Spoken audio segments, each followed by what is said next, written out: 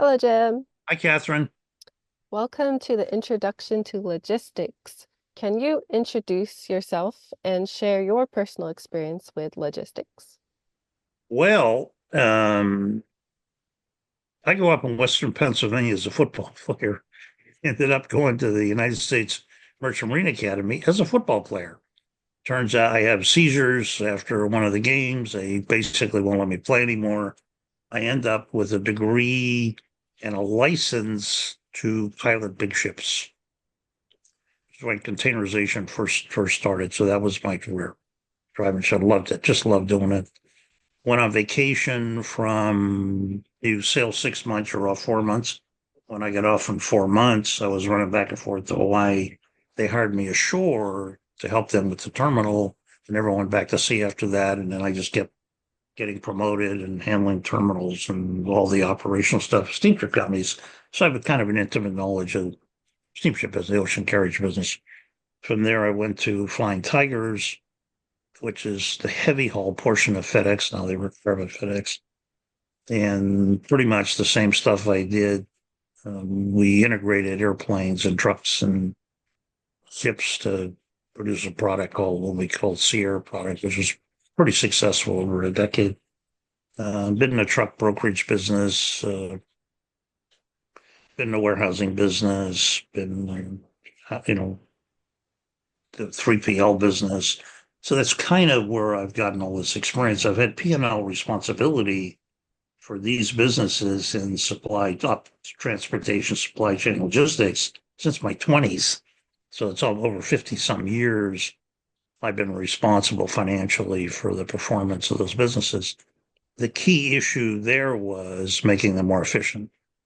And the key to making them more efficient was to not look at them in silos, but to look how they go together. And the best word that I've learned over the years from Liam Fung was the orchestra leader. You're trying to orchestrate all these different variables, operational variables, so they're kind of in sync. And if you do that, you take the friction out of the system. You get things there faster at a lower cost by getting the friction out. And the biggest challenge to that is being culturally aware. You're moving product from all throughout different cultures, right? And you can't expect the Japanese to operate the same way that the Finns do, or the people in South Africa, or the people in the Philippines, or all these cultural differences. How timely people are, not how precise they are, how they're not.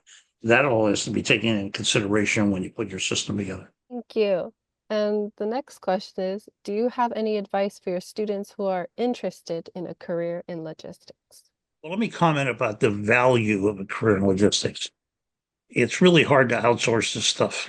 If you're in customer service, they can outsource you to some lower cost country someplace, right? Because of the telecommunications systems. But it's kind of hard to do that in logistics.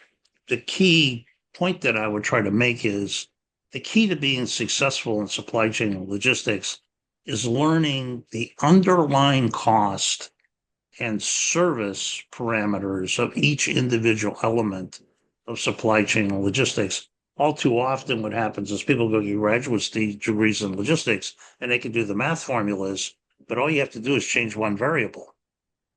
And if they don't understand what that variable is, they're going to misquote what's going to happen. Case in point, let's apply a whole bunch of tariffs. What happens? COVID-19, what happens?